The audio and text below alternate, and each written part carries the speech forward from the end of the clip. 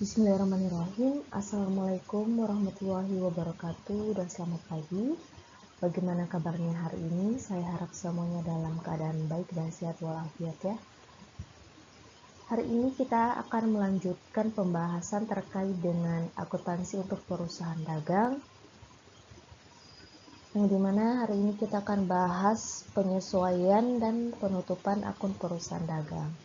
Nah, minggu lalu kita membahas bagaimana sih proses pencatatan transaksi dari akuntansi untuk perusahaan dagang dengan menggunakan sistem perpetual dan sistem periode. Nah, untuk hari ini kita akan melanjutkan siklus akuntansi tersebut melalui akun penyesuaian dan akun penutupan perusahaan dagang.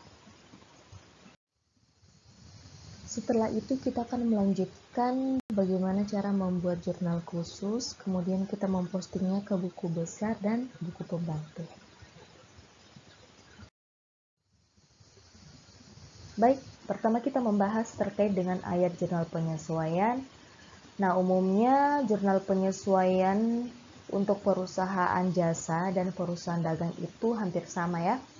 Namun perusahaan dagang yang menggunakan sistem perpetual itu membutuhkan satu ayat jurnal penyesuaian tambahan agar nanti catatan sesuai dengan persediaan aktual yang dimiliki.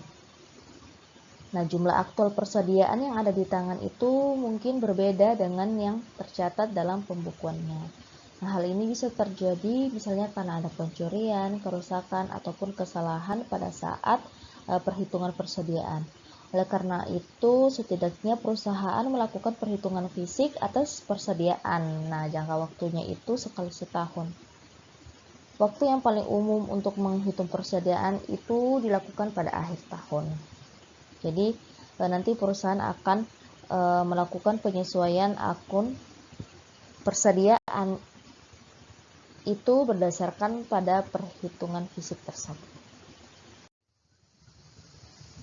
Nah, dalam proses penyesuaian, di sini perusahaan dagang akan melibatkan penyesuaian harga pokok penjualan dan persediaan barang dagang. Berikut ilustrasi dari penyesuaian perusahaan dagang. Di sini diilustrasikan bahwa catatan PW Audio Supply saldo persediaan barang dagang yang belum disesuaikan itu sebesar 40.500. Melalui perhitungan fisik, PW Audio menentukan bahwa persediaan barang dagang aktual yang dimiliki pada akhir tahun itu sebesar 40.000. Sehingga ayat jurnal penyesuaian yang dibuat adalah, jadi untuk mencari ayat jurnal penyesuaian terhadap persediaan itu, rumusnya saldo persediaan sebelum penyesuaian dikurangi dengan persediaan aktual yang ada di tangan. Nah, tadi kita sudah ketahui untuk saldo persediaan sebelum penyesuaian itu 40.500. Kemudian untuk persediaan aktual yang ada di tangan yaitu 40.000. Sehingga untuk ayat jurnal penyesuaian terhadap persediaan yaitu 40.500 kita kurangi dengan 40, hasilnya 500. Sehingga ayat jurnal penyesuaian yang PW Audio Supply buat yaitu harga pokok penjualan pada persediaan barang dagang masing-masing itu sebesar 500. Nah, ini merupakan ayat jurnal penutup untuk perusahaan dagang, terdiri dari 3 ayat jurnal. Untuk ayat jurnal penutup pertama, kita akan mendebet semua akun pendapatan sebesar saldonya, kemudian kita mengkredit ikhtisar laba rugi sebesar total pendapatan. Kemudian pada ayat jurnal penutup kedua, kita akan mendebet ikhtisar laba rugi sebesar total beban ditambah dengan pendapatan. Setelah itu kita akan mengkredit pendapatan yang mencakup diskon penjualan serta retur dan pengurangan penjualan dan seluruh beban beserta saldo debitnya. Kemudian pada 2 ayat jurnal penutup terakhir, di sini kita akan menutup laba bersih dari ikhtisar laba rugi ke akun modal, kemudian menutup penarikan ke akun modal. Seperti itu. Selanjutnya kita membahas terkait dengan bentuk laporan keuangan untuk perusahaan dagang. Nah, di sini dalam laporan laba rugi itu ada dua format, yaitu format bertahap dan format langsung. Pada laporan laba rugi bertahap menunjukkan berbagai langkah dalam menentukan laba rugi bersih, kemudian menunjukkan dua tahap utama, yakni penjualan bersih dikurangi dengan harga pokok penjualan memperoleh laba kotor, kemudian laba kotor dikurangi beban operasi memperoleh laba bersih.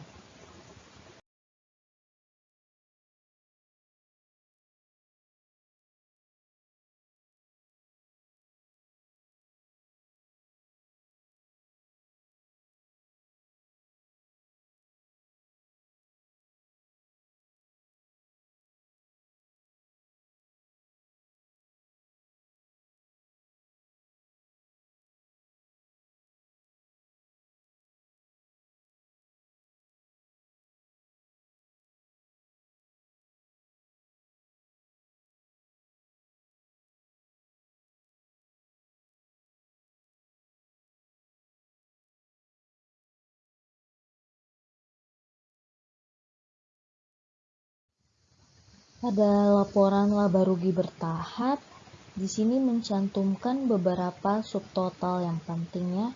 Kata kuncinya yaitu penjualan bersih, kemudian pendapatan kotor atau laba kotor, dan yang terakhir beban operasi. Jadi selain laba bersih, laporan tersebut juga melaporkan laba kotor dan laba dari operasi atau beban operasi.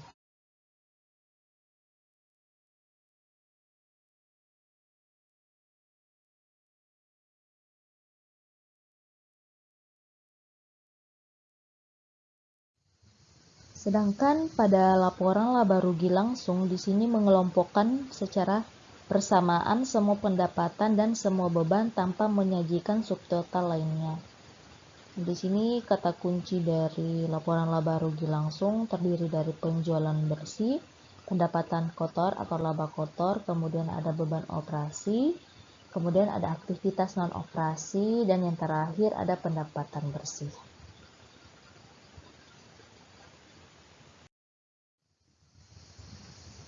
Jadi pada laporan laba rugi dalam bentuk langsung, di sini hanya terdapat satu tahap yang diperlukan untuk menentukan laba atau rugi bersih, yaitu dengan mengurangkan total beban dari total pendapatan. Nah, dua alasan utama untuk menggunakan laporan laba rugi bentuk langsung, karena perusahaan belum merealisasikan laba atau keuntungan apapun hingga total pendapatan melebihi total beban, sehingga masuk akal ya untuk membagi laporan menjadi dua kelompok. Kemudian bentuknya akan lebih sederhana atau lebih mudah untuk dibaca kalau kita menggunakan laporan laba rugi dalam bentuk langsung.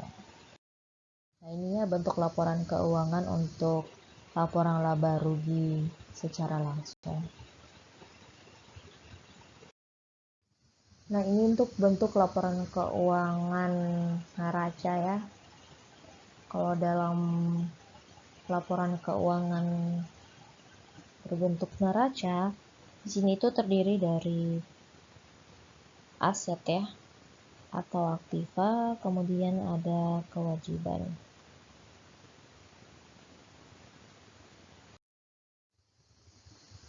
Nah, ini untuk neraca lajur atau worksheet dari perusahaan dagang.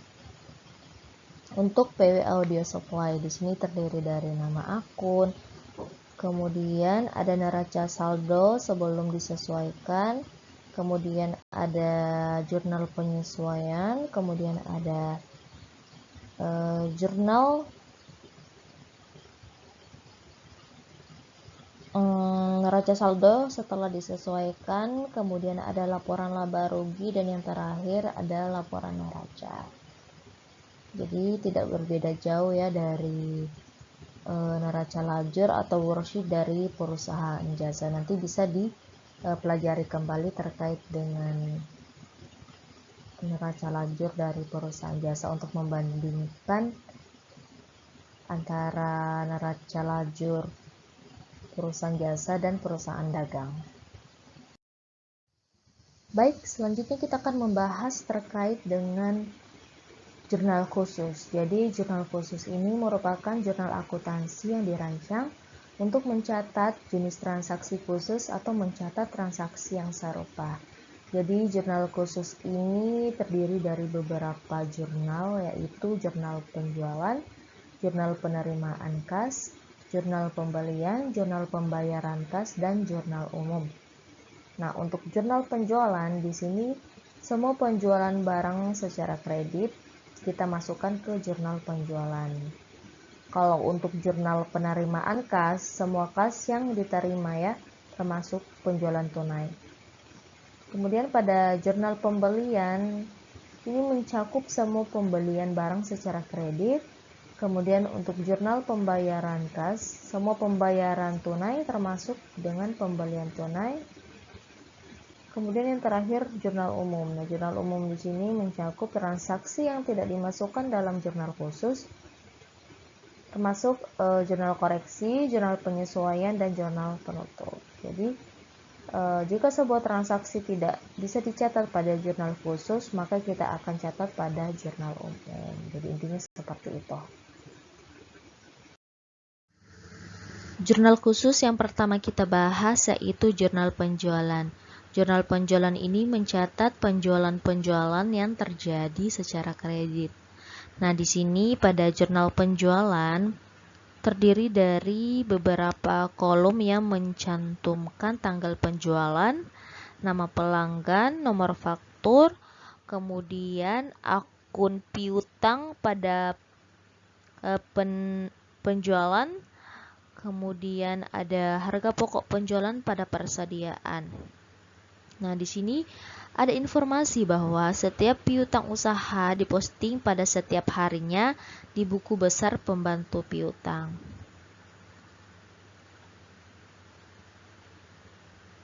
Jadi setiap piutang usaha yang terjadi nantinya ini akan kita posting di buku besar pembantu piutang setiap hari. Sebagai contoh di sini pada tanggal 3 Mei, Abos Sister melakukan transaksi penjualan secara kredit sebesar 10.600. Nah, dari jurnal penjualan ini kita posting ke buku besar Abos Sister pada tanggal 3 Mei yaitu sebesar 10.600 di posisi debit. Kemudian pada tanggal 7 Mei, Babson Corporation di sini melakukan penjualan secara kredit yaitu sebesar 11.350.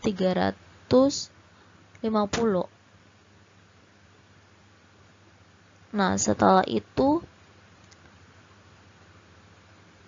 kita posting ke buku besar Babson pada tanggal 7 Mei yaitu sebesar 11.350 di posisi debit. Begitupun dengan pada tanggal 14 Mei di sini Carson Bros melakukan penjualan secara kredit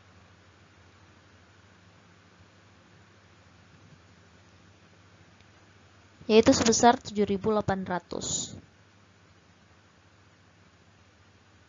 Nah, setelah itu kita posting ke buku besar Carson Bros pada tanggal 14 Mei yaitu sebesar 7.800 di posisi debit. Kemudian pada tanggal 19 Mei, Daily Corporation juga melakukan penjualan secara kredit yaitu sebesar 9.300 yang kita posting ke buku besar Daily Corporation pada tanggal 19 Mei yaitu sebesar 9.300 di posisi debit. Begitupun untuk tanggal-tanggal selanjutnya ya. Dari jurnal penjualan secara kredit yang terjadi nantinya kita akan posting ke buku besar untuk masing-masing nama pelanggan yang didebit.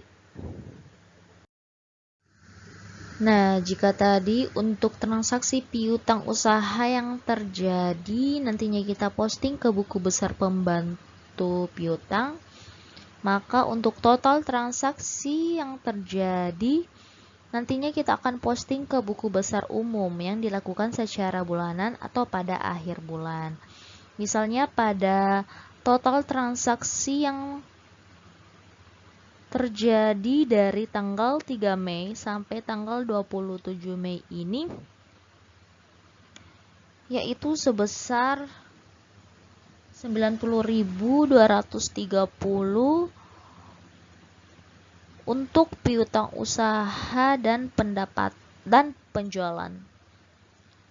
Kemudian untuk harga pokok penjualan dan persediaan total transaksinya yaitu sebesar 62.190. Sehingga masing-masing dari total transaksi ini nantinya kita akan posting ke buku besar secara bulanan atau pada akhir bulan.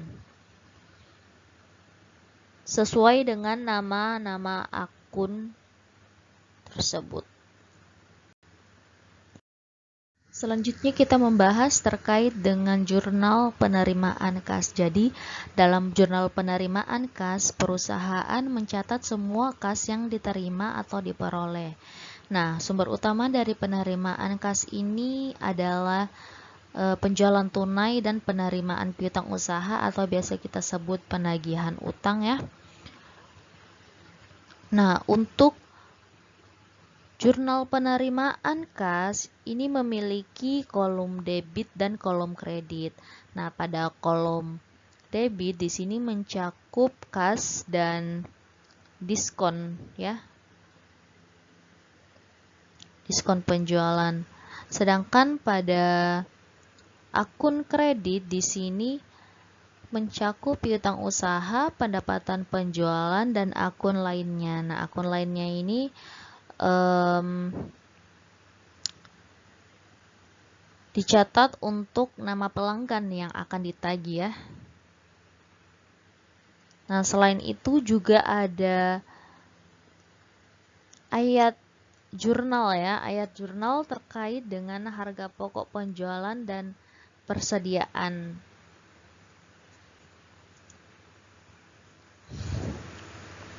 Jadi setiap perusahaan memperoleh atau menerima kas itu nanti dicatat pada jurnal penerimaan kas.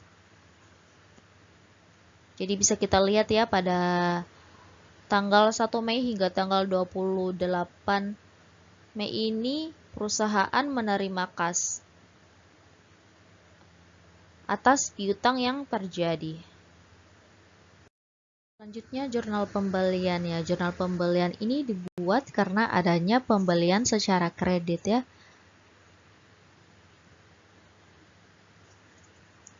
Jadi bisa kita lihat pada jurnal pembelian di sini terdiri dari kolom tanggal transaksi, kemudian akun pelanggan ya, akun pelanggan yang dikredit, kemudian ada syarat ya, syarat pembelian, kemudian ada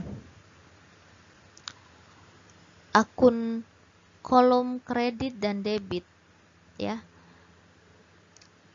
Pada akun kredit di sini terdiri dari utang usaha ya. Sedangkan pada debit di sini terdiri dari persediaan. Nah, di sini ada informasi bahwa dari jurnal pembelian di sini nanti kita akan posting setiap hari ke buku besar utang usaha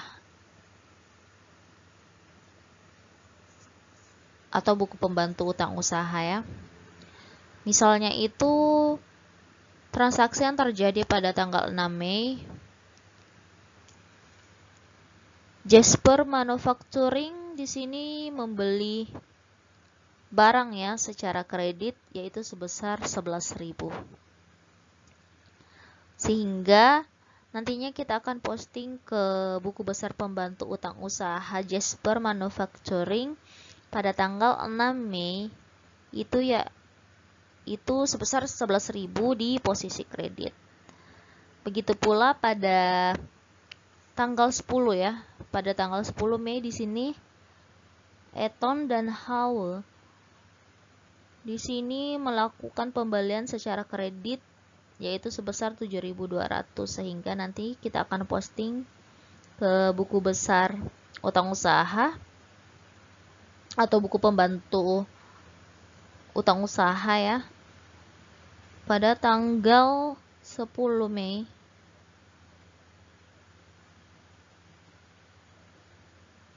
yaitu sebesar 7.200 di buku pembantu piutang Eton dan Howell.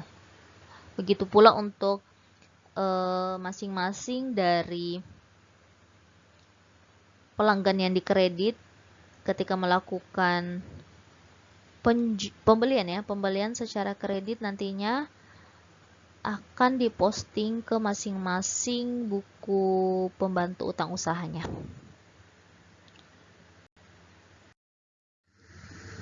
Nah, ini hampir sama ya dengan jurnal penjualan tadi, bahwa pada akhir periode atau pada akhir bulan perusahaan akan menjumlahkan total transaksi yang terjadi, kemudian nantinya akan dipindahkan atau diposting ke buku besar umum. Nah, bisa kita lihat pada jurnal pembelian total dari persediaan dan utang usaha di sini sebesar 63.900. Nah, nantinya nilai 63.900 ini kita akan posting juga ke buku besar atau masing-masing buku besar transaksi yang terjadi. Jadi di sini ada 2 transaksi yang terjadi, yaitu atas persediaan dan utang usaha. Masing-masing sebesar 63.900. Selanjutnya jurnal pembayaran kas. Jadi seluruh pengeluaran tunai nantinya itu akan dimasukkan dalam jurnal pembayaran kas. Dalam artian setiap ada pengeluaran biaya yang terjadi pada perusahaan nanti akan dimasukkan ke jurnal pembayaran atau akan kita catat pada jurnal pembayaran kas. Nah, jurnal pembayaran kas di sini mencakup beberapa kolom ya, atau mencantumkan beberapa kolom terkait dengan tanggal transaksi, kemudian nomor faktur, akun yang didebit, kemudian ada nomor referensi, kemudian ada akun debit dan akun kredit. Nah, pada akun debit di sini terdiri dari akun lainnya dan akun utang usaha. Sedangkan pada akun kredit terdiri dari persediaan dan cash. Jadi setelah kita nanti membuat jurnal pembayaran kas ini, nanti kita akan posting ke buku besar pembantu utang ya, buku pembantu utang. Kemudian juga kita posting ke buku besar umum. Hampir sama ya seperti jurnal khusus lainnya yang telah saya bahas sebelumnya, bahwa setiap transaksi yang terjadi pada jurnal khusus nantinya akan diposting ke buku besar pembantu dan buku besar, seperti itu. Saya rasa cukup untuk hari ini. Apabila ada yang kurang dimengerti atau ingin ditanyakan, bisa langsung menghubungi saya, dan nantinya minggu depan akan kita jelaskan kembali atau kita akan ulas kembali terkait dengan pembahasan hari ini. Kurang dan lebihnya mohon dimaafkan. Assalamualaikum warahmatullahi wabarakatuh.